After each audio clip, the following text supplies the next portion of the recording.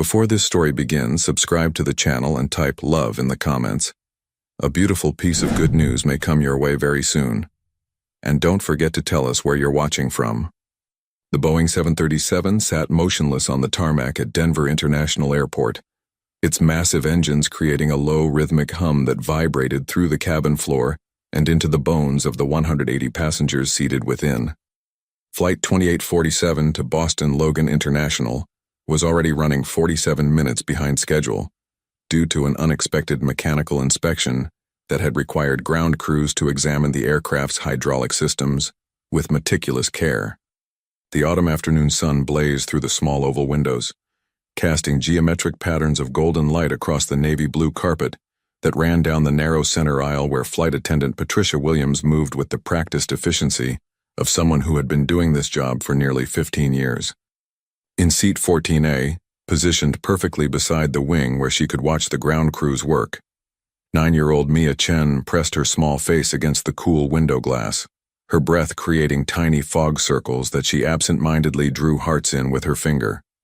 Her glossy black hair was pulled back into 2 perfectly neat braids that her grandmother had taught her to make, each secured with small purple hair ties that matched the hand-knitted cardigan she wore over a simple white t-shirt. Mia's dark brown eyes, inherited from her father's side of the family, sparkled with intelligence and curiosity as she observed the choreographed dance of the ground crew members in their bright orange safety vests, who scurried around the massive aircraft like industrious ants preparing for winter. This was Mia's first solo flight, a milestone that her mother, Dr. Linda Chen, had agreed to only after extensive preparation and countless conversations about safety procedures, emergency protocols, and what to do if anything went wrong. Linda was a highly respected pediatric nurse at Boston Children's Hospital, a woman who had earned her reputation through years of dedication, countless night shifts, and an almost supernatural ability to remain calm under pressure. She had filled Mia's childhood with stories of medical heroics, tales of life and death situations where quick thinking and steady hands had made the difference between tragedy and triumph. Every person has the potential to be a hero, Linda had told her daughter countless times, usually while they sat together in their small but cozy apartment in Cambridge, sharing tea and cookies after school. It's not about being the biggest or the strongest or the oldest. It's about being willing to step forward when someone needs help, even when you're scared. Those words echoed in Mia's mind now as she sat alone on this airplane, traveling to spend 2 weeks with her paternal grandmother in Denver, while her mother attended a crucial medical conference in Seattle. The 9-year-old carried herself with a quiet confidence that seemed unusual for someone so young, a composure born from years of listening to her mother's experiences and absorbing lessons about compassion, courage, and the fundamental responsibility that each person has to help others in need. Ladies and gentlemen, this is Captain Rodriguez speaking from the flight deck. The pilot's voice crackled over the intercom system, cutting through the low murmur of passenger conversations and the rustling of magazines. We sincerely apologize for the continued delay this afternoon. Our maintenance team has completed their inspection of the aircraft, and I'm pleased to report that everything is in perfect working order. We're currently number 3 in line for takeoff, and air traffic control estimates will be airborne within the next 15 to 20 minutes. Thank you for your patience, and we'll have you in Boston right on schedule despite this delay. The announcement was met with a mixture of relieved sighs and frustrated groans from passengers who had connecting flights to catch, important meetings to attend, or simply wanted to get home after long business trips. Some pulled out their phones to send updates to people waiting for them, while others settled back into their seats with resigned acceptance of the situation. 8 rows ahead of Mia, in the slightly more spacious comfort of seat 8C, 35-year-old Victoria Reynolds shifted uncomfortably in her seat, her manicured hand instinctively moving to rest on her prominently rounded belly. At 8 months and 1 week pregnant, Victoria was carrying what her doctor had assured her was a perfectly healthy baby boy, whom she and her husband had already decided to name James Christopher Reynolds, after his paternal grandfather. Her shoulder-length blonde hair, usually styled in the sophisticated waves that befitted her position as a senior marketing executive, now felt limp and uncomfortable against her neck in the dry airplane air. Victoria was returning from what was supposed to be her final business trip before maternity leave, a 3-day digital marketing conference in Denver that had been both exhausting and exhilarating. As the head of marketing for a boutique consulting firm that specialized in helping small businesses establish their online presence, she had been working twice as hard over the past few months to ensure that all her projects were completed, and her team was fully prepared to handle her absence during maternity leave. Her husband, Christopher Reynolds, was the CEO and founder of Reynolds Innovation Group, a technology company that had grown from a two-person startup in their garage to a multi-million-dollar enterprise with offices in Boston, New York, and Austin. Despite his demanding schedule, Christopher had been incredibly supportive throughout the pregnancy, attending every doctor's appointment he could manage and reading more pregnancy books than Victoria herself had managed to get through. The couple lived in a beautiful brownstone in Boston's historic Back Bay neighborhood, a home they had purchased 3 years earlier with dreams of filling it with children and laughter. The nursery was already complete, painted in soft shades of blue and green with hand-painted woodland creatures dancing across the walls. A rocking chair that had belonged to Christopher's grandmother, positioned perfectly beside the crib, where Victoria planned to spend countless hours feeding and rocking their son. Victoria had felt slightly off all morning, experiencing what she initially attributed to the usual discomforts of late pregnancy combined with the stress of travel. There had been a persistent dull backache that seemed to wrap around her sides like an uncomfortable belt, and occasional cramping in her lower abdomen that she had dismissed as Braxton Hicks contractions, the practice contractions that her doctor had warned her about. Dr. Sarah Martinez, her obstetrician, had cleared her for this trip with the confident assurance that first-time mothers almost never delivered before their due date, especially not at 36 weeks in one day. "You'll probably go a week or two past your due date," Dr. Martinez had said with a knowing smile during Victoria's last appointment. "First babies like to take their time. You'll be back from Denver with weeks to spare." But now, sitting in this airplane seat with the unfamiliar sensations growing stronger and more frequent, Victoria was beginning to wonder if her doctor's confidence had been misplaced. The cramping was becoming more regular, more intense, and there was a pressure in her pelvis that felt different from anything she had experienced before. She tried to shift positions, to find some relief, but the narrow airplane seat offered little room for maneuvering. The businessman sitting in 8B, a stern-looking man in his 50s who had been typing furiously on his laptop since before they boarded, glanced over with mild irritation as Victoria struggled to get comfortable. He had the look of someone who traveled frequently for work and had little patience for disruptions to his routine, someone who viewed air travel as simply a necessary inconvenience to be endured while he continued working. Victoria forced a polite smile and tried to settle back into her seat, but another wave of pressure swept through her abdomen, this one stronger than the last. She placed both hands on her belly and took a deep breath, trying to remember the relaxation techniques she had learned in her prenatal classes. The sensation passed after about 30 seconds, leaving her feeling slightly breathless and increasingly concerned. "Breathe, Victoria," she whispered to herself, using the self-talk techniques her birthing instructor had taught her. "This is just your body preparing. Everything is fine. The baby isn't coming for another month." But even as she spoke the words, some primal instinct deep within her body was sending different signals, ancient wisdom that had nothing to do with medical predictions or due dates and everything to do with the undeniable reality of what was beginning to happen within her. The airplane's engine suddenly roared to life with increased intensity, signaling that their wait was nearly over. Through the windows, passengers could see other aircraft taxiing toward the runway, the organized chaos of a busy airport in full swing. Flight attendants began their final safety checks, ensuring that overhead bins were securely latched and that passengers had their seatbelts fastened for departure.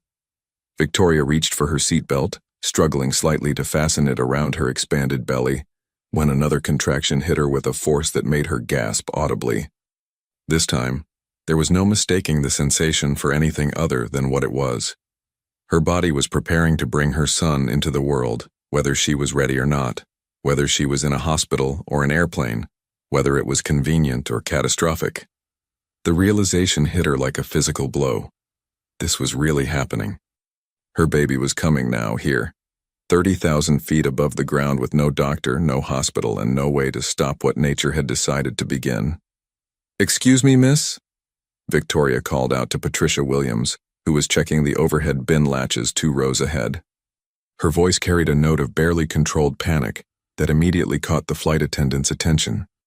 Patricia, a woman in her early 40s with graying brown hair pulled back in the regulation bun required by airline policy, had seen her share of medical emergencies over the years, but something in Victoria's tone made her stop what she was doing and hurry over immediately. "What can I help you with, honey?" Patricia asked, kneeling in the aisle beside Victoria's seat. Her training had taught her to assess passengers quickly, and she could immediately see that this woman was in distress. Victoria's face had gone pale except for 2 bright spots of color on her cheeks, and there was a sheen of perspiration on her forehead despite the cool cabin temperature. I think I might be having contractions," Victoria whispered, her voice barely audible above the increasing engine noise as the aircraft prepared for takeoff. "But that's impossible. I'm not due for another month. This can't be real labor." Patricia's expression shifted immediately from routine customer service to focused professional concern.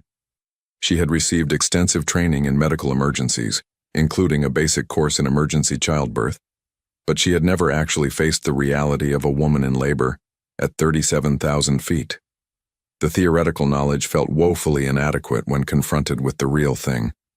"How far along are you in your pregnancy?" Patricia asked, pulling out her small notepad to document the situation. 36 weeks and 1 day, Victoria replied, gripping the armrest as another wave of pain rolled through her abdomen. "My doctor said first babies almost never come early. This has to be false labor. Please tell me this is false labor." Patricia looked at her watch and made a note of the time. "When did the contractions start?" "About 30 minutes ago, maybe a little longer. They're getting stronger and closer together." Victoria's breathing was becoming more rapid and shallow as she spoke. "At first I thought it was just the usual pregnancy discomfort, but this feels different. This feels real." The flight attendant's mind raced through the emergency protocols she had memorized during her training. They were still on the ground, which meant they could potentially return to the gate and get Victoria to a hospital. But they were also cleared for takeoff and third in line for the runway. Delaying now would create a cascade of scheduling problems that would ripple through the entire airline system, affecting hundreds of other passengers and costing the company thousands of dollars in delays and missed connections. More immediately concerning was the fact that Patricia's emergency medical training, while comprehensive in many areas, had covered childbirth in only the most basic terms. She knew to keep the mother calm, to have her lie down if possible, and to call for medical assistance, but the reality of actually delivering a baby seemed impossibly complex and terrifying. "Let me contact the captain and see what our options are," Patricia said, reaching for her communication device. "In the meantime, try to stay calm and breathe slowly." But before she could make the call, Victoria's entire body seized with a contraction so powerful and overwhelming that she cried out in pain, a sound that cut through the cabin noise like a siren and caused every head within 3 rows to turn in their direction. The businessman beside her scooted away as far as his seat would allow, clearly uncomfortable with the situation unfolding next to him. "Oh God," Victoria gasped, tears beginning to stream down her face. "Something's wrong. This hurts too much. It's too intense. Something must be wrong with the baby." Patricia pressed the call button for the cockpit while scanning the cabin with growing desperation. "Is there a doctor on board?" she called out loudly enough for most of the passengers to hear. "We have a medical emergency and need immediate assistance." A ripple of concern and curiosity moved through the cabin as passengers looked around at each other, waiting for someone to volunteer. After several tense seconds, a woman in her 50s raised her hand from a seat near the back of the plane. "I'm a veterinarian," she called out. "I've delivered plenty of babies, but they were all puppies and kittens." A few nervous chuckles greeted this announcement, but Patricia felt her heart sink. While any medical training was better than none, she couldn't help but think that the differences between delivering a human baby and animal offspring might be significant enough to matter. "Anyone else?" Patricia called out again, but the cabin remained silent except for the growing murmur of concerned conversations as passengers began to realize that something serious was happening. Captain Rodriguez's voice crackled through Patricia's headset. "What's the situation back there, Patricia?" "We have a passenger in active labor, Captain. She's 36 weeks pregnant and the contractions are getting very intense and frequent." Any medical personnel on board? Only a veterinarian, sir. There was a brief pause as Captain Rodriguez consulted with his co-pilot and considered their options. We're currently number 2 for takeoff. If we abort now and return to the gate, we're looking at least another 2-hour delay while we get medical personnel on board and potentially offload the passenger. What's your assessment of the urgency? Patricia looked at Victoria, who was gripping the armrests of her seat so tightly that her knuckles had turned white. The pregnant woman's breathing had become erratic, and there was something in her expression, a primal, ancient recognition, that told Patricia this wasn't a false alarm or something that could be managed with breathing exercises and reassurance. I think this baby is coming whether we're on the ground or in the air, Captain, Patricia replied. And if that's the case, we might as well be en route to Boston where her husband and her doctor are waiting. Understood. Stand by for takeoff. Do your best to keep her comfortable, and let me know immediately if the situation changes. Patricia ended the communication and turned back to Victoria, who was now breathing in short, rapid gasps as another contraction built to its peak. Around them, other passengers had begun to take notice of the situation. Some were standing in the aisle trying to get a better look, while others were pulling out their cell phones to capture what they sensed might be an extraordinary event. Ma'am, what's your name? Patricia asked, taking Victoria's hand in an attempt to provide some comfort. Victoria Reynolds, she managed to say between breaths. My husband is Christopher Reynolds. He's the CEO of Reynolds Innovation Group in Boston. He's expecting me to call when we land. Victoria, I need you to try to stay as calm as possible. We're going to take off as scheduled and get you to Boston where your husband and your medical team can take care of you. This might be false labor and everything might settle down once we're in the air. But even as Patricia spoke the words, she could see in Victoria's eyes that both of them knew this was wishful thinking. The contractions were coming every 3 to 4 minutes now, lasting nearly a minute each time and growing stronger with each wave. This was textbook active labor, and if Patricia remembered correctly from her emergency training, that meant the baby could arrive anywhere from 1 hour to 12 hours from now. Given that they had a 3.5-hour flight ahead of them, the mathematics were not encouraging. The baby! Victoria suddenly screamed, her voice filled with terror and pain. Oh God, something's happening. I can feel him moving down. He's coming. The words sent a shock wave through the passengers within earshot. This wasn't just a woman having some discomfort during pregnancy. This was a woman about to give birth. Right here, right now, in an airplane seat while they sat on a runway waiting for clearance to take off. Patricia felt her professional composure begin to crack as the full reality of the situation hit her. She was potentially about to witness a birth, possibly assist in one, and she had absolutely no idea what to do beyond the most basic first aid measures. The emergency manual covered how to handle heart attacks, seizures, and allergic reactions, but it devoted exactly 2 paragraphs to emergency childbirth, both of which basically said to keep the mother calm and get professional medical help as quickly as possible. Everyone please remain in your seats. Patricia called out to the growing crowd of passengers who had stood up to see what was happening. We have the situation under control. But she didn't have the situation under control, and everyone within 3 rows could see that. The other flight attendants were trying to maintain order in the rest of the cabin, but near Victoria's seat, chaos was beginning to reign. Adult passengers stood frozen, some covering their eyes as if they could make the situation disappear, others holding up their phones to record what they sensed might be a once-in-a-lifetime event. A few well-meaning people offered suggestions like, breathe deeply, or try to relax, but no one seemed to know what to actually do. The businessman in 8B had gone pale green and was pressing himself against the window, as if he could somehow escape through the glass. An elderly woman across the aisle had begun praying audibly in what sounded like Italian, while a young mother with a toddler was trying to shield her child's eyes from the scene unfolding before them.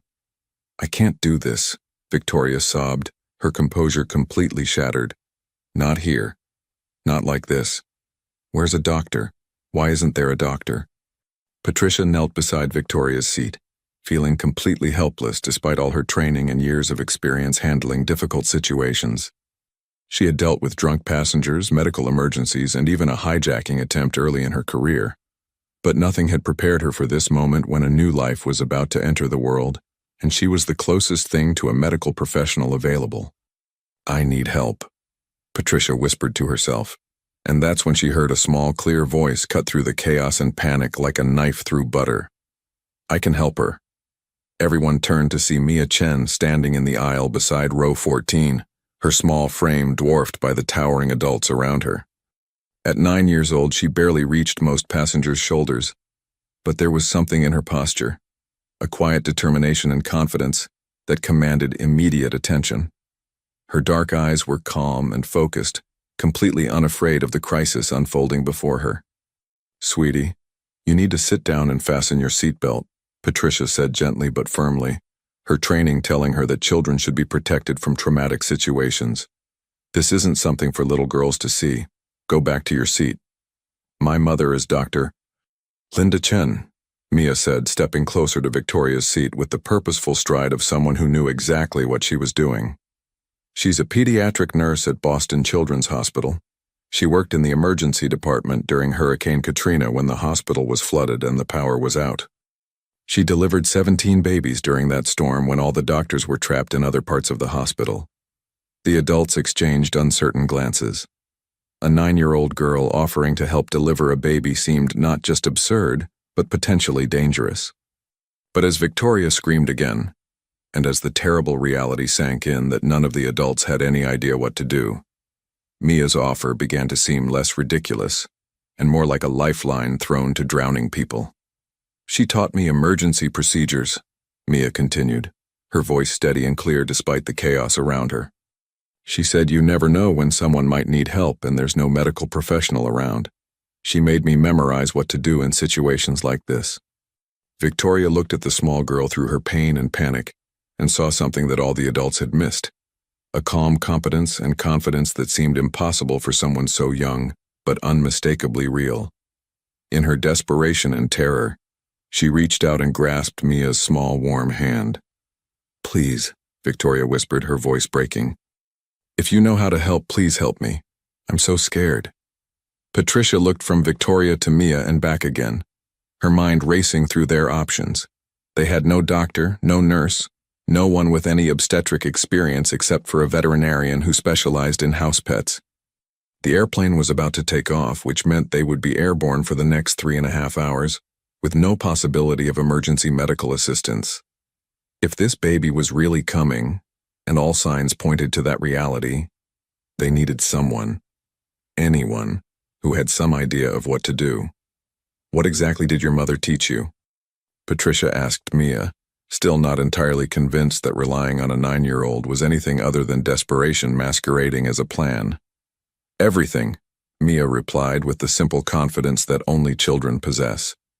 "How to check if the baby is positioned correctly, how to help the mother breathe and push, how to clear the baby's airway, how to cut the umbilical cord, and how to make sure both the mother and baby are safe afterward." She said knowledge is only useful if you're brave enough to use it when someone needs you. The airplane engines suddenly roared to maximum power as Captain Rodriguez received clearance for takeoff. Through the windows, passengers could see the ground beginning to move past them as the aircraft started its acceleration down the runway. In a matter of minutes, they would be airborne with no possibility of turning back, no chance of getting Victoria to a hospital, and no option but to deal with whatever happened next with the resources they had on board. "I'll do whatever you think is best," Patricia said to Mia, making a decision that went against every protocol and regulation she had ever learned. "But we need to move fast. Tell me what you need." And in that moment, as the Boeing 737 lifted off the runway and climbed into the autumn sky above Denver, a 9-year-old girl prepared to do what no adult around her felt capable of doing, bringing new life into the world at 37,000 feet above the ground. Armed with nothing but the knowledge her mother had shared, and the courage to act when everyone else was paralyzed by fear. The real test of everything Linda Chen had taught her daughter was about to begin. "Everybody step back and give us room to work," Mia commanded with an authority that seemed to emanate from somewhere far deeper than her 9 years should have allowed. The adults surrounding Victoria's seat, who had been milling about in various states of panic and helplessness, actually obeyed the small girl's instruction, creating a circle of space around the laboring woman. Patricia watched in amazement as Mia immediately began taking charge of the situation, with medical precision that would have been impressive coming from a trained professional, let alone a fourth grader. The little girl's transformation from ordinary child to emergency responder was so complete and sudden that it seemed almost surreal. "First, we need supplies," Mia said, turning to Patricia with the focused intensity of a battlefield commander. "I need clean blankets, as many as you can find. Hot water from the galley, as hot as you can safely get it without scalding anyone. Clean towels, preferably white ones if you have them. Do you have any antiseptic wipes or alcohol-based hand sanitizer?" "How do you possibly know all of this?" Patricia whispered. But she was already signaling to the other flight attendants to begin gathering the requested items. "My mom didn't just tell me stories about emergencies," Mia replied, kneeling beside Victoria's seat and taking the frightened woman's hand in both of her small ones. "She made me practice. She said that someday someone might need help when there's no doctor or nurse around, and if I had the knowledge to help them, it would be wrong not to use it." Mia's touch seemed to have an almost magical effect on Victoria, whose panicked breathing began to slow slightly. There was something about the child's calm presence that conveyed safety and competence in a way that all the adults' anxious reassurances had failed to achieve. "Ma'am, what's your full name?" Mia asked Victoria, her voice gentle but professional. "Victoria Elizabeth Reynolds," she gasped between contractions. "My baby. His name is going to be James Christopher Reynolds. We picked it out months ago." "That's a beautiful name," Mia said with a warm smile that momentarily broke through her serious demeanor. "Victoria, I'm Mia Chen, and I'm going to help you and James through this. But I need you to trust me and do exactly what I tell you, okay? Can you do that?" Victoria nodded, tears streaming down her face. But for the first time since the contractions had begun, she felt a flicker of genuine hope. This child, this impossibly young girl, radiated a confidence and competence that none of the adults had possessed. It defied logic and challenged everything Victoria thought she knew about the world, but in her desperation, she was willing to trust her life and her baby's life to someone who seemed to actually know what she was doing. "How long have your contractions been coming?" Mia asked, automatically checking Victoria's pulse at her wrist while maintaining eye contact. "About an hour now, maybe a little longer. They're coming every 2 or 3 minutes and lasting about a minute each time. And this is your first baby?" "Yes. My doctor said first babies almost never come early, especially not this early." Mia nodded thoughtfully. "Dr. Martinez is probably right about most first babies, but every baby is different. Some babies decide they're ready to meet the world on their own timeline, regardless of what the calendar says." The fact that Mia somehow knew Victoria's doctor's name sent a chill through the cabin. Several passengers exchanged glances, wondering how a 9-year-old could possibly know such specific information. But Mia had simply made an educated guess based on the common names used by obstetricians, and her confidence had made it seem like specialized knowledge. Patricia returned with the supplies Mia had requested, along with Sarah Henderson, the veterinarian who had volunteered earlier. Sarah looked skeptical about taking medical direction from a child, but the desperate circumstances had left them with few alternatives. "I'm Dr. Henderson," Sarah introduced herself to Mia. "I specialize in small animal medicine, but I've delivered hundreds of babies. They were puppies and kittens, but the basic principles should be similar." "Thank you for offering to help, Dr. Henderson," Mia replied politely but firmly. "But human birth is different from animal birth in some important ways. If it's okay with you, I'd like to take the lead on this, and you can assist me if I need help."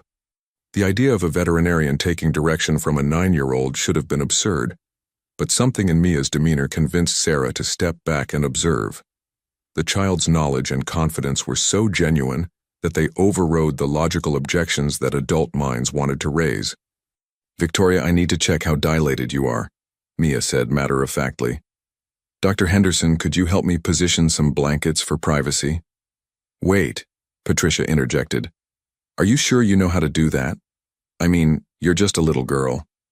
"My mother is a pediatric nurse," Mia replied patiently. "She's assisted in hundreds of deliveries. She taught me how to check cervical dilation because she said it's one of the most important things to know in an emergency situation. If the cervix isn't fully dilated, trying to push can be dangerous for both the mother and the baby."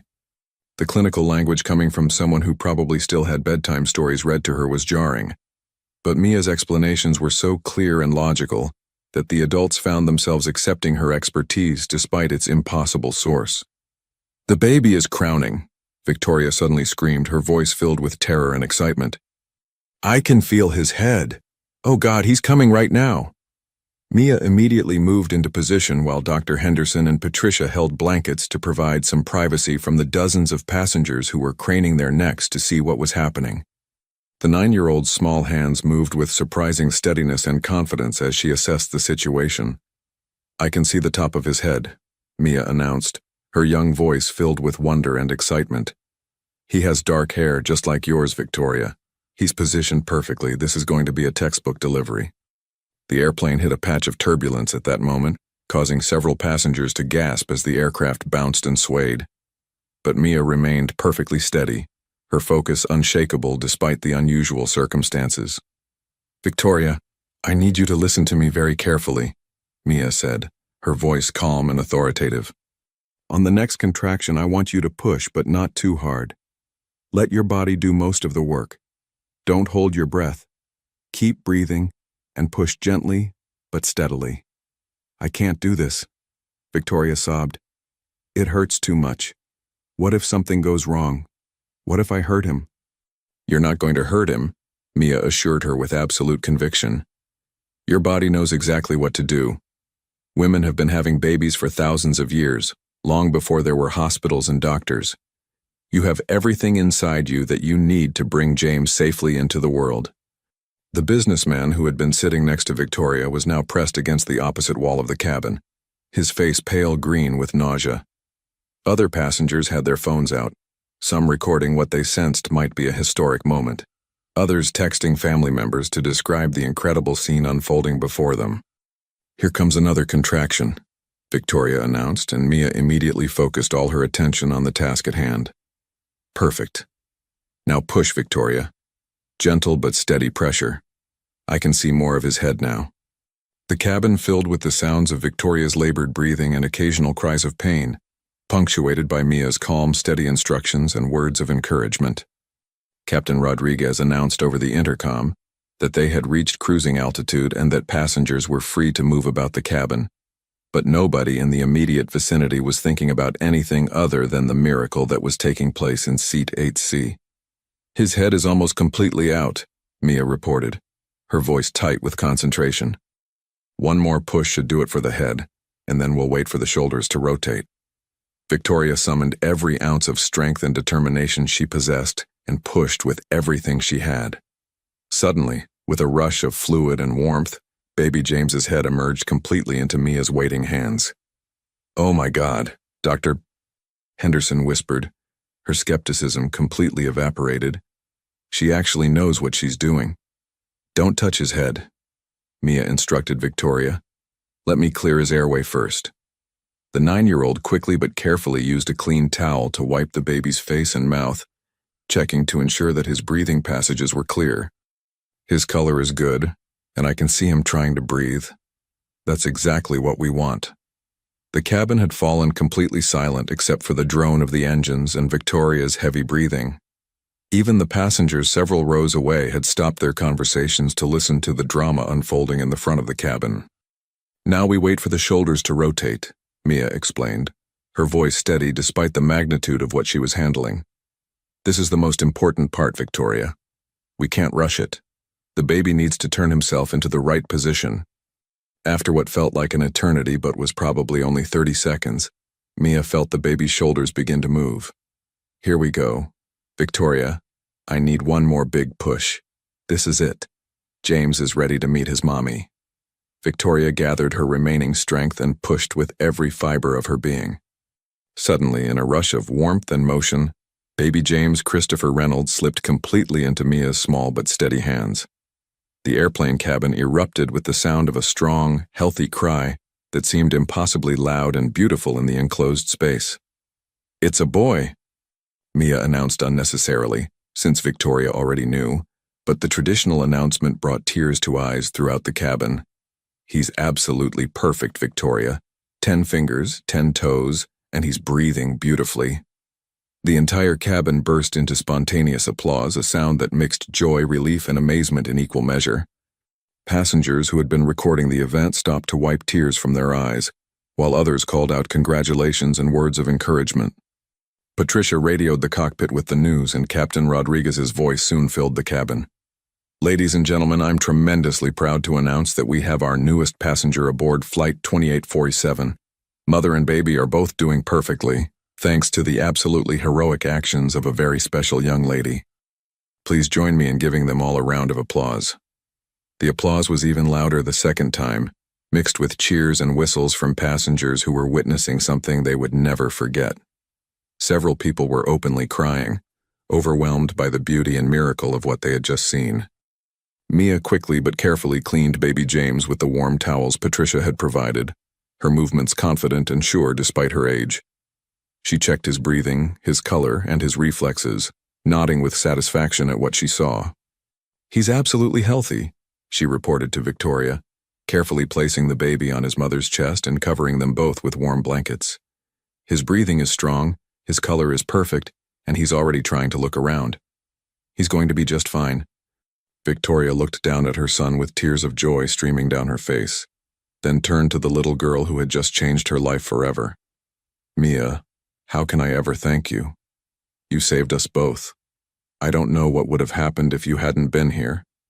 "My mom always says that helping people isn't about getting thanked," Mia replied with a smile that was pure childhood innocence. "It's about doing what's right when someone needs you. Besides, you did all the hard work. I just helped a little bit." Dr. Henderson approached Mia with a look of profound respect. "That was absolutely remarkable," she said quietly. "I've delivered hundreds of babies, and I've never seen anyone handle an emergency birth with more skill and composure. Your mother must be an extraordinary teacher." "She is," Mia agreed proudly. "She says that knowledge is only valuable if you're brave enough to use it to help other people." As the airplane continued its journey toward Boston, carrying its precious new passenger, none of them knew that this extraordinary event was just the beginning of a story that would bind their lives together in ways they could never have imagined. The baby who had just entered the world in the most unusual circumstances was about to become the catalyst for discoveries, revelations, and transformations that would change everything for everyone involved. But for now, in this moment suspended high above the clouds, there was only the quiet satisfaction of a job well done, the miracle of new life, and the knowledge that sometimes the most unlikely heroes come in the smallest packages. The real journey was just beginning, and none of them could have predicted where it would lead. The remainder of the flight passed in a surreal bubble of calm after the dramatic intensity of baby James's arrival.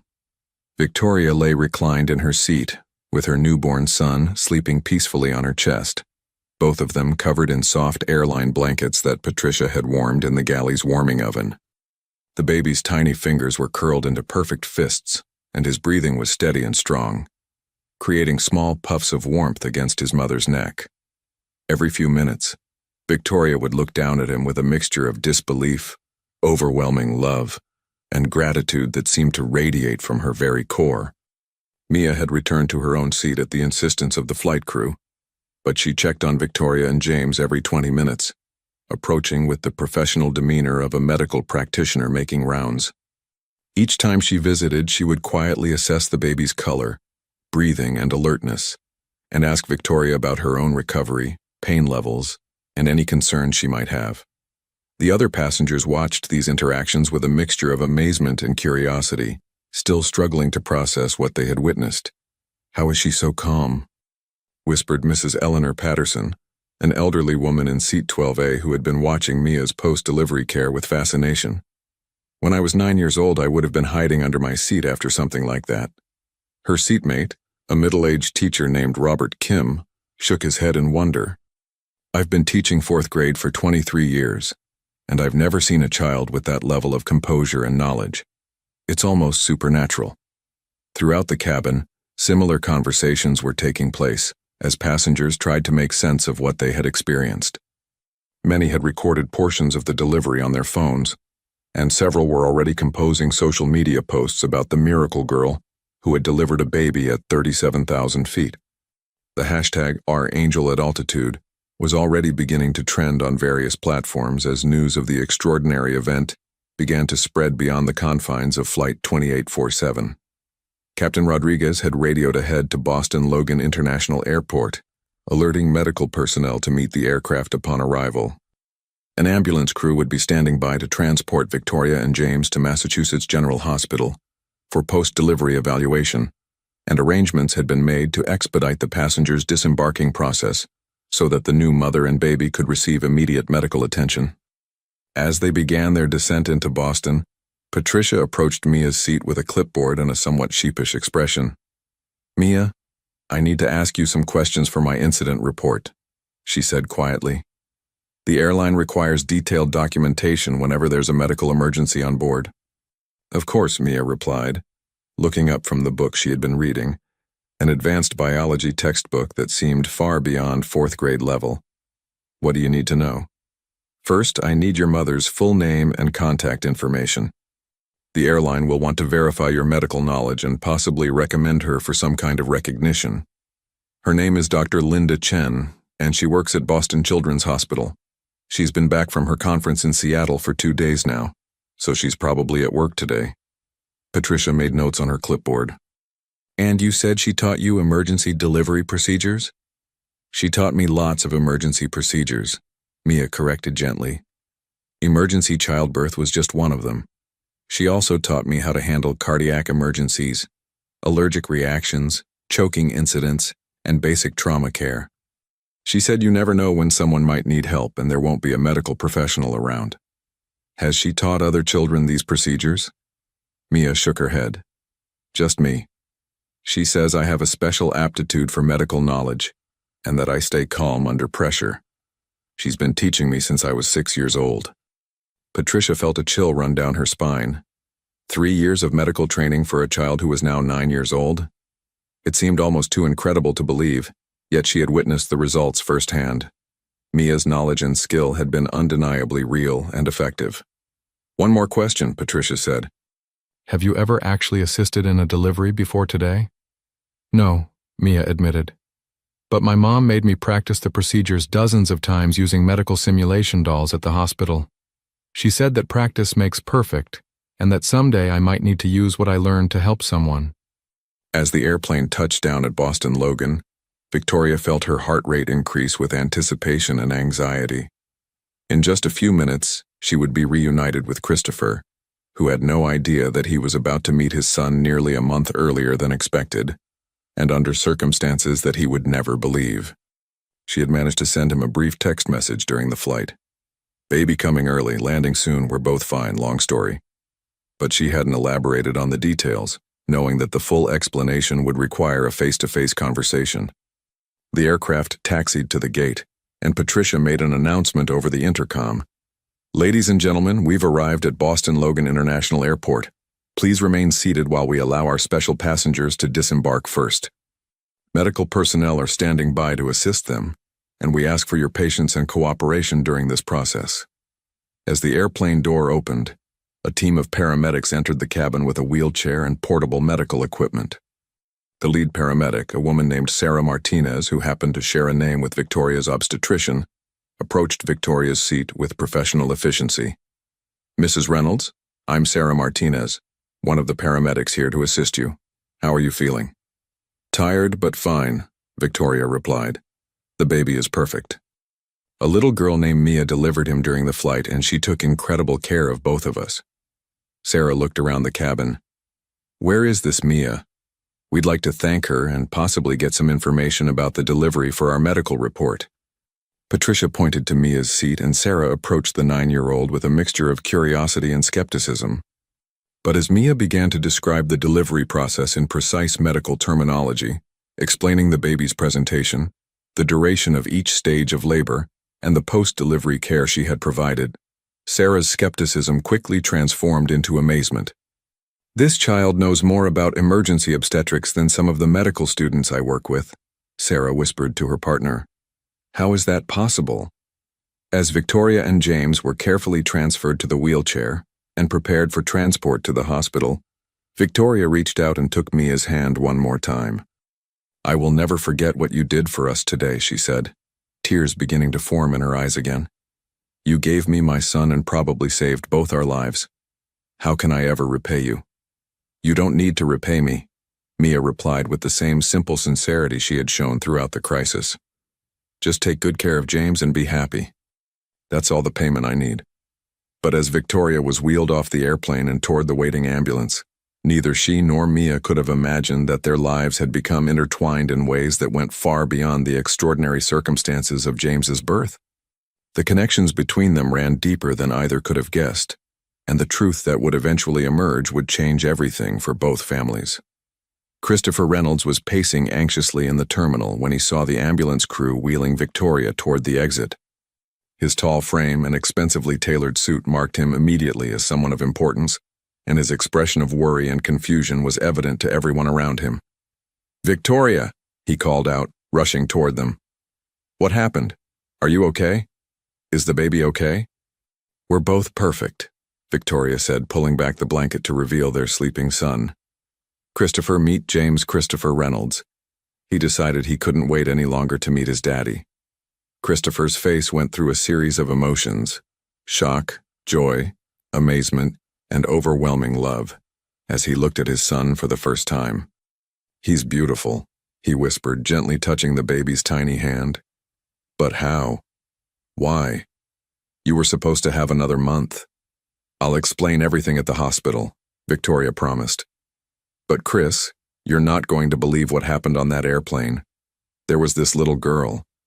As the ambulance drove toward Massachusetts General Hospital, with Christopher following in his Mercedes, Victoria began to tell the story of Mia Chen, the 9-year-old who had delivered their son with skill and composure that defied explanation.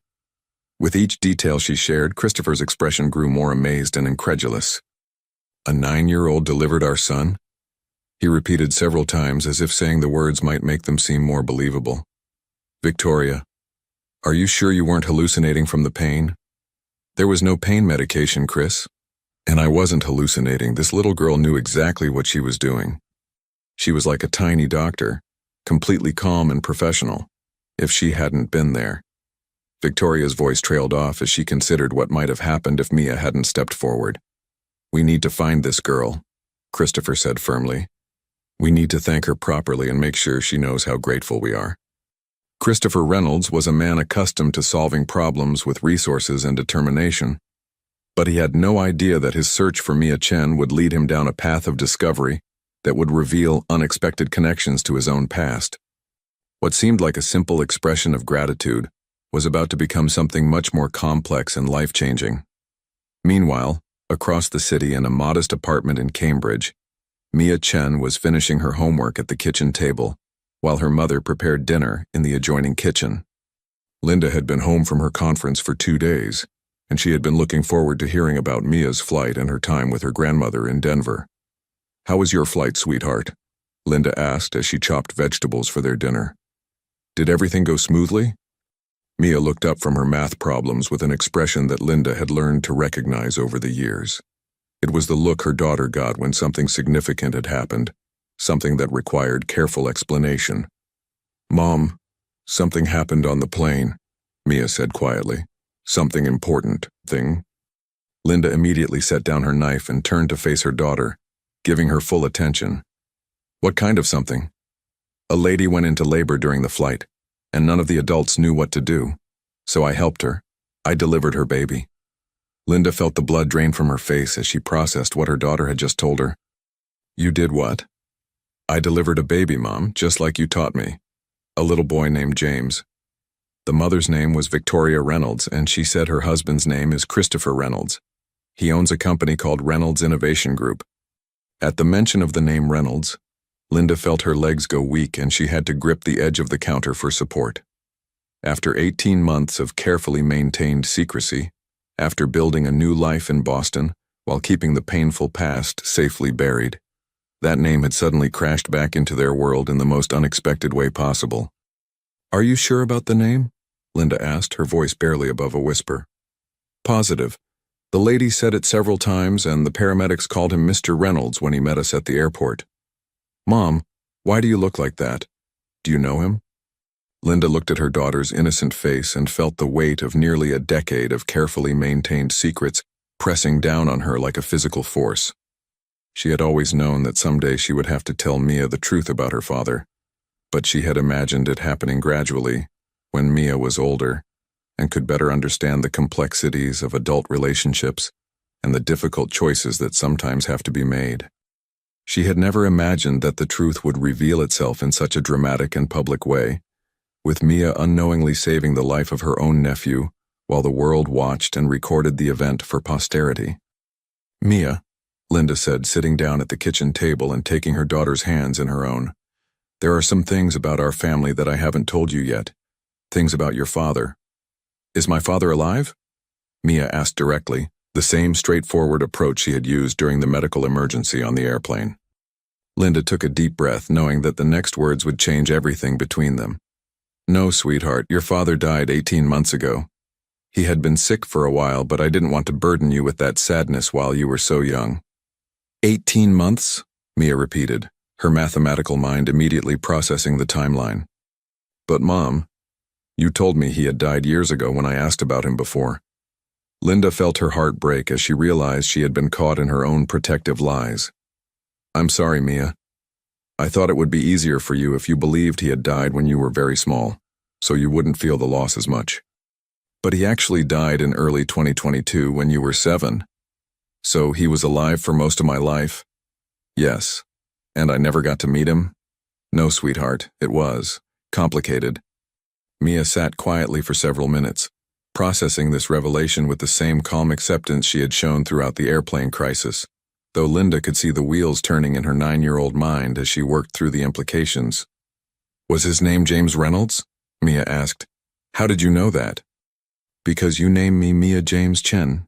You said that James was after a special person who couldn't be with us. And now there's a baby named James, whose father is Christopher Reynolds."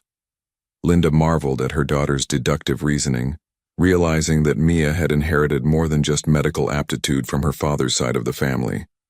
"Yes. Your father was James Reynolds Sr. Christopher is his son from his marriage. So Christopher Reynolds is my half-brother?" "Yes. And I helped deliver my own nephew?" "It appears that way."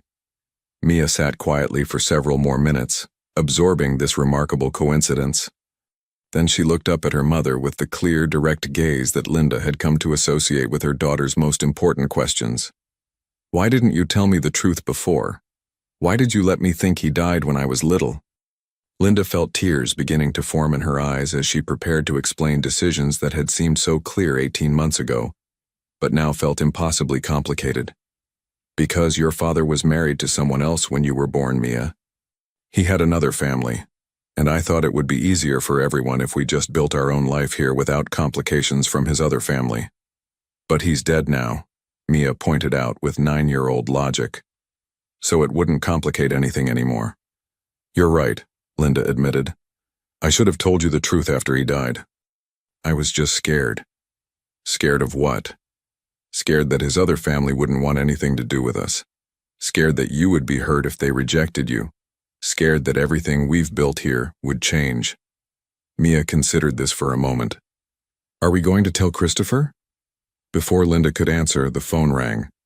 She looked at the caller ID and saw a number she didn't recognize, with a Boston area code. "Dr. Chen?" said an unfamiliar male voice when she answered. "My name is Thomas Bradley, and I'm calling on behalf of Christopher Reynolds. Mr. Reynolds would very much like to meet with you to discuss your daughter's heroic actions on Flight 2847. He's extremely grateful for what Mia did, and he'd like the opportunity to thank her properly. Would you be available to meet with him this evening?" Linda looked at Mia, who was watching her mother's face with the keen attention of someone who understood that adult conversations often contained hidden meanings and important information. "Yes," Linda heard herself saying. "I think we need to have that conversation." As she hung up the phone, she realized that the careful life she had built in Boston was about to change forever. The secrets she had kept to protect both Mia and Christopher were about to be revealed, and she could only hope that the truth would bring healing rather than pain to everyone involved. The coffee shop that Thomas Bradley had chosen for the meeting was a small, quiet place in Harvard Square called the Thinking Cup, known for its comfortable seating areas and the kind of privacy that allowed for intimate conversations without interruption. Christopher arrived 15 minutes early, his usual business habit, and chose a corner table where he could see the entrance and where their conversation would be shielded from curious ears. He had spent the afternoon thinking about what he wanted to say, but now that the moment was approaching, he felt completely unprepared for what might unfold. His investigation into Mia Chen had been limited to publicly available information: her mother's employment at Boston Children's Hospital, their address in Cambridge, and basic biographical details that any determined person could find through legitimate means. But even this limited search had yielded one puzzling detail that had been nagging at him since the previous evening. Dr. Linda Chen had moved to Boston from New Orleans in early 2006, according to hospital employment records that were part of the public information required for medical licensing. The timing seemed significant, coming just months after Hurricane Katrina had devastated the city. But what had caught Christopher's attention was a detail in a local newspaper article about the hospital's hiring of experienced nurses to help with an expansion of their pediatric emergency services. The article had mentioned that Dr. Chen had been previously employed at Charity Hospital in New Orleans, and that she had brought with her extensive experience in emergency pediatric care gained during the challenging period following the 2005 hurricane. Christopher's father had been involved in disaster relief efforts following Katrina, donating significant amounts of money and even traveling to New Orleans several times to oversee the company's contributions to rebuilding efforts. Christopher remembered those trips because his father had been deeply affected by what he had seen, and had spoken often about the resilience of the medical professionals who had continued working under impossible conditions. At exactly 6 o'clock, Linda Chen walked through the front door of the coffee shop, and Christopher recognized her immediately, despite never having seen her before. She had the same intelligent dark eyes as Mia, the same calm composure that had allowed her daughter to handle a medical emergency with such remarkable skill. She looked around the room until her gaze settled on Christopher, and he saw a flicker of recognition cross her face as well. "Mr. Reynolds?" she said quietly, extending her hand. "Dr. Chen, thank you for agreeing to meet with me." Christopher stood and shook her hand, struck by how small and delicate it was, yet remembering that these same hands had taught a 9-year-old girl to deliver babies. "Please sit down. Can I get you some coffee or tea?" "Tea would be nice. Thank you." Christopher ordered their beverages, and they sat in silence for a few moments, each trying to decide how to begin a conversation that they both suspected would be more complex than a simple expression of gratitude. Finally, Christopher decided to start with honesty. "Dr. Chen, I want to begin by saying that my family owes you and Mia an enormous debt of gratitude. What your daughter did on that airplane was nothing short of miraculous, and my wife and son are alive today because of her knowledge and courage." "Mia was just doing what I taught her to do," Linda replied modestly. "She has a gift for staying calm under pressure, and she genuinely wants to help people." "About that training," Christopher said carefully, "I'm curious about how a 9-year-old came to have such extensive medical knowledge. It's quite remarkable, and frankly, it's raised some questions that go beyond simple curiosity." Linda studied Christopher's face, looking for signs of what he might already know or suspect. She had been expecting this conversation since Thomas Bradley's phone call, and she had spent the afternoon preparing herself for the possibility that her carefully maintained secrets were about to be revealed. "What kind of questions?" she asked quietly. Christopher leaned forward slightly, his expression serious but not confrontational. "Dr. Chen, when I tried to learn more about you and Mia so that I could properly thank you, I discovered that you moved to Boston from New Orleans in early 2006. My father was involved in Hurricane Katrina relief efforts, and he made several trips to New Orleans during that period. I'm wondering if there's any possibility that your paths might have crossed." Linda felt her heart begin to race as she realized that Christopher was closer to the truth than she had expected. "Your father's name was James Reynolds Sr. Yes, he died 18 months ago from pancreatic cancer." The words hit Linda like a physical blow, even though she already knew about James's death. Hearing it spoken aloud by his son, in the context of their current situation, made the loss feel fresh and immediate again. "Dr. Chen," Christopher said gently, noticing her reaction, "did you know my father?" Linda looked down at her hands, gathering the courage to speak the truth that she had kept hidden for so long. When she looked up again, there were tears in her eyes. "Yes," she said quietly. "I knew your father. We met in New Orleans during the hurricane relief efforts." Christopher felt something shift inside his chest, an intuition that told him this conversation was about to change everything he thought he knew about his family. "In what capacity?" "I was working at Charity Hospital during the storm. The hospital was severely damaged and we were operating under impossible conditions. Your father was coordinating relief supplies and he spent several weeks in the city working with medical facilities to ensure they had what they needed." "And you developed a relationship with him?" Linda nodded, unable to speak for a moment. "We did. He was a remarkable man, Christopher. Compassionate, dedicated, genuinely concerned about helping people. Under normal circumstances, we never would have met. But the hurricane created a situation where people from very different worlds were thrown together." Christopher waited, sensing that there was more to come.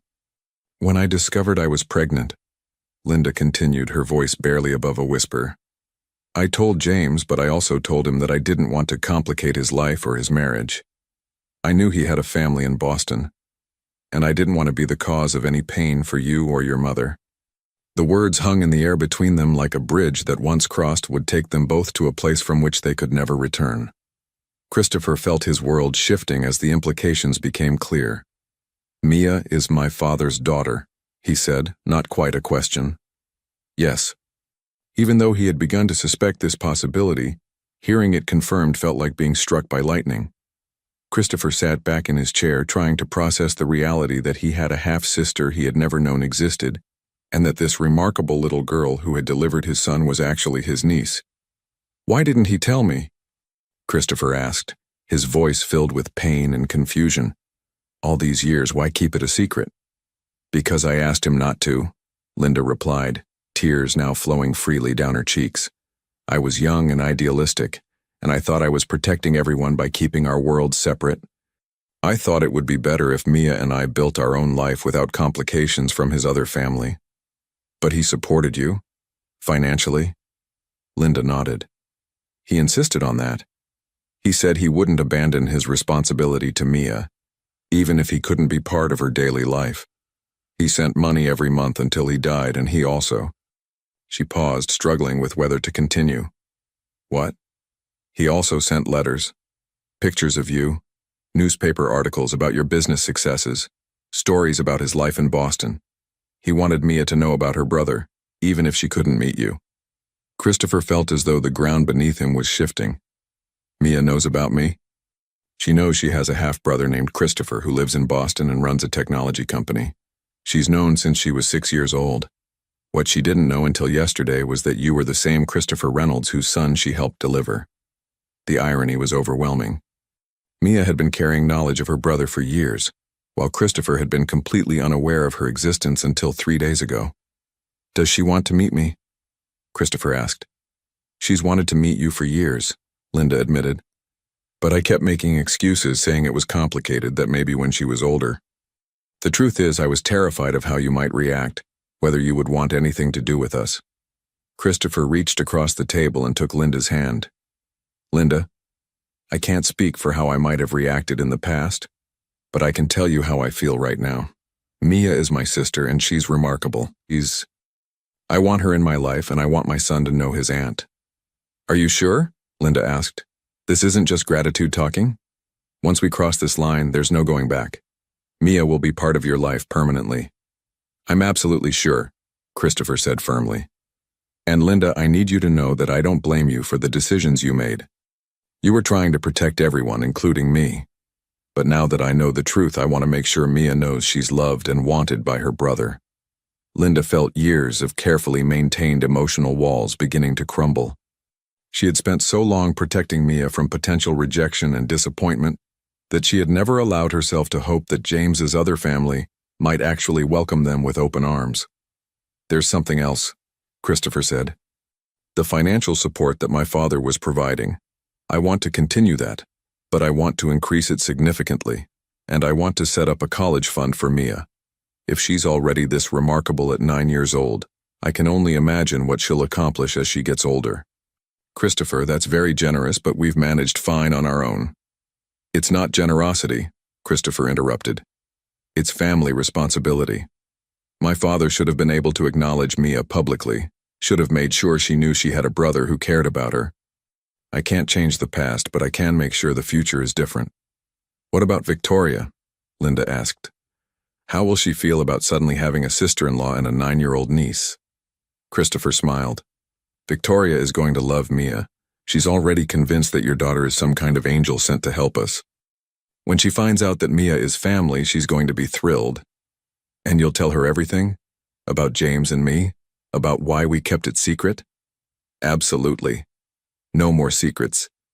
Mia is James's aunt, and she's going to be part of his life from the very beginning. As they left the coffee shop that evening, both Linda and Christopher felt as though they were stepping into a completely new chapter of their lives. The secret that had been kept for nearly a decade had finally been revealed. But instead of causing the pain and disruption that Linda had feared, it was opening the door to healing, connection, and the expansion of their family in ways that none of them could have anticipated. The little girl who had brought one life into the world was about to discover that she had gained not just a nephew, but a brother, a sister-in-law, and a place in a family that she had only known about through letters and photographs. The extraordinary events of Flight 2847 had been the catalyst, but the connections that were being forged would last for generations.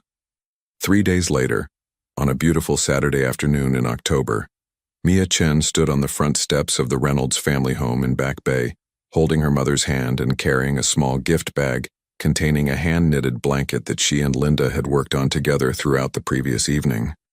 She wore her best dress, a deep purple color that complemented her dark hair, and despite her usual composure, she seemed nervous about this first meeting with her half-brother and his family. Are you ready for this, sweetheart? Linda asked, squeezing her daughter's hand gently. I think so, Mia replied, though her voice carried a slight tremor that hadn't been present during the airplane emergency. What if they don't like me? What if they think I'm weird because I know so much about medical stuff? Mia, they're going to love you, Linda assured her. Christopher has been looking forward to this meeting ever since we talked at the coffee shop, and Victoria already thinks you're a hero. Before Mia could respond, the front door opened to reveal Christopher Reynolds, tall, well-dressed, with the same intelligent eyes that Mia had inherited from their father. For a moment, both siblings simply stared at each other, taking in the reality of this meeting that had been 18 months in the making since James's death, and years in the making since Mia first learned she had a brother. Mia, Christopher said softly, kneeling down to her eye level. I'm Christopher. I've been waiting a very long time to meet you. I know who you are, Mia replied with a small smile. Daddy sent me pictures of you. You look just like him. The simple, direct statement hit Christopher with unexpected emotional force. This little girl had been carrying knowledge of their shared father, while he had been completely unaware of her existence. I'm sorry I didn't know about you sooner. If I had known, I would have wanted to meet you years ago. Mom said it was complicated, Mia said with the matter-of-fact acceptance that seemed to characterize her approach to difficult situations. But we're meeting now, and that's what matters. Christopher stood and embraced Linda briefly. Thank you for bringing her. Thank you for trusting us with this. As they entered the house, Victoria appeared from the living room with baby James in her arms. When she saw Mia, she immediately knelt down, careful not to disturb the sleeping infant. Mia, Victoria said, her voice thick with emotion. I will never be able to thank you enough for what you did for us. You gave me my son and you saved both our lives. How is James doing? Mia asked, immediately focusing on the medical aspects of the situation. Has he had any breathing problems? Sometimes babies born at 36 weeks need extra monitoring. Victoria exchanged a glance with Christopher, both of them amazed at the 9-year-old's continued medical knowledge and professional concern. He's been perfect. The doctor said the delivery was textbook, and his lungs are completely developed. May I hold him? Mia asked quietly. Of course, Victoria said, carefully transferring the baby to his aunt's arms. As Mia looked down at her nephew, this tiny person whose life had begun under her care, she felt a sense of completion and rightness that she couldn't fully explain. The baby she had helped bring into the world was her own family, connected to her by bonds that went far deeper than the extraordinary circumstances of his birth.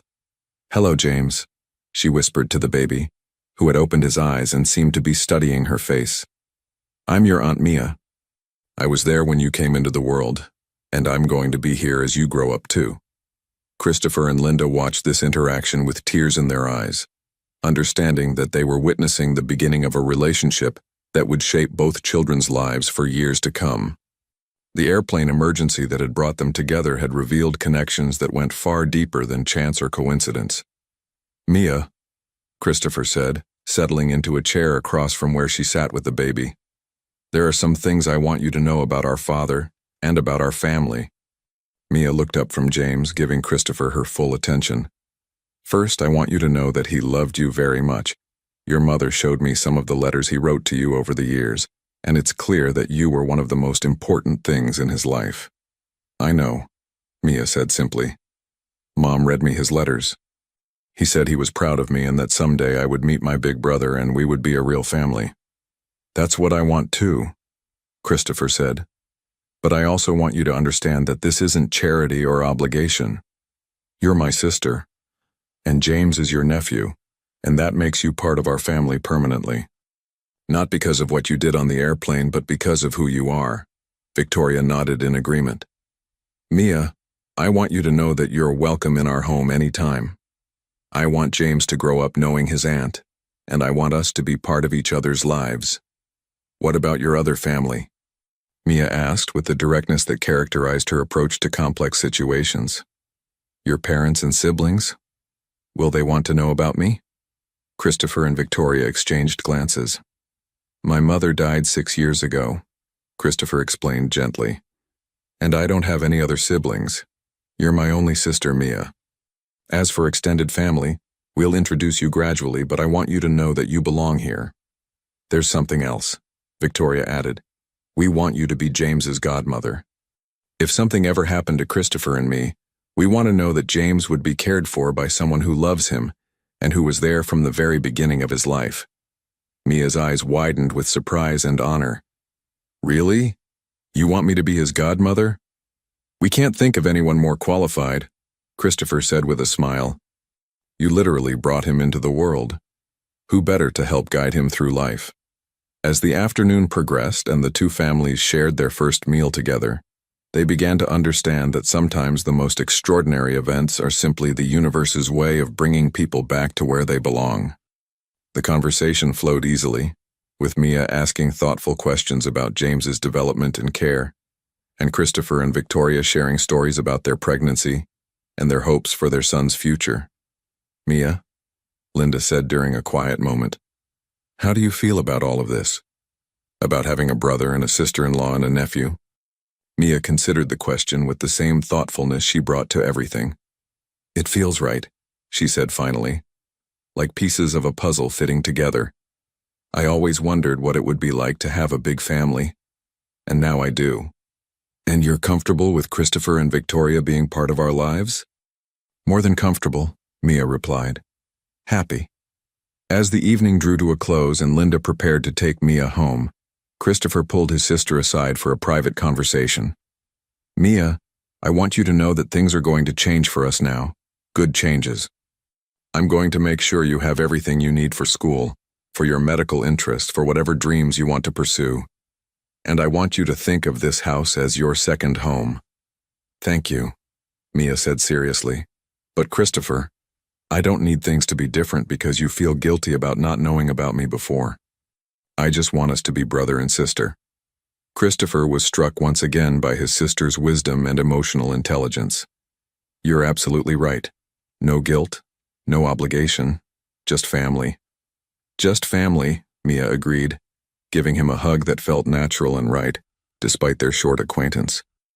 As Linda and Mia walked to their car that evening, both mother and daughter felt as though they were leaving behind one chapter of their lives and beginning another. The secrets that had shaped their existence for so long had been replaced by openness, acceptance, and love. "Mom," Mia said as they drove through the Boston streets toward their Cambridge apartment. "Do you think Daddy would be happy about today?" Linda smiled, thinking about James Reynolds Sr. and his letters expressing hope that someday his two families would find each other. "I think he would be thrilled, sweetheart. I think this is exactly what he always wanted."